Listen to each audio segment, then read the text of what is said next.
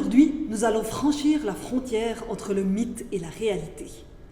Nous allons vous parler de la licorne, mais aussi d'un animal qui a contribué à l'élaboration du mythe de la licorne, le narval. Comme vous le savez, la licorne est une créature légendaire à cornes uniques. Son origine résulte des récits des explorateurs d'autrefois qui observaient des animaux alors inconnus comme le rhinocéros, l'antilope ou le narval. Dès l'Antiquité et jusqu'au XVIe siècle, on pensait que la licorne existait réellement. Des ouvrages savants ont même été publiés sur le sujet. Le narval est un mammifère marin qui vit dans l'océan Arctique. Il a joué un rôle central dans la longue croyance en la licorne. Il possède en effet une dent unique et spiralée qui peut mesurer jusqu'à 3 mètres de long. Celle-ci s'est longtemps vendue à prix d'or en Europe. Elle prouvait ainsi l'existence de l'animal légendaire. On sait depuis le XVIIIe siècle que cette corne est en réalité une incisive de la mâchoire supérieure du narval. Cependant, on ne connaît toujours pas exactement la fonction de cette dent, portée par presque tous les mâles et quelques femelles. Au cours du temps, on a pensé qu'elle servait de harpon pour attraper les proies, d'outil pour briser la glace ou d'arme pour se défendre. Mais ces hypothèses ne sont pas satisfaisantes.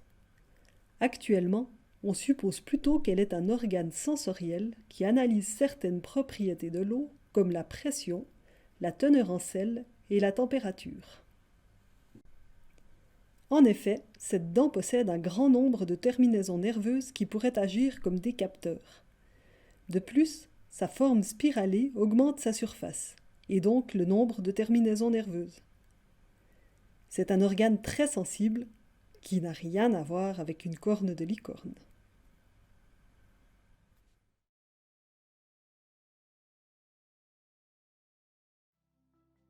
Activité : apprenez à dessiner une licorne.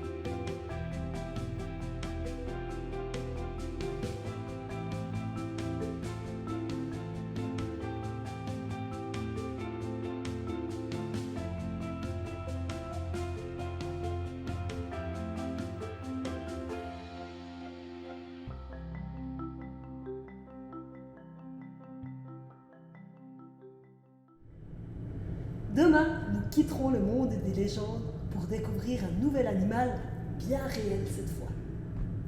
À demain, ciao.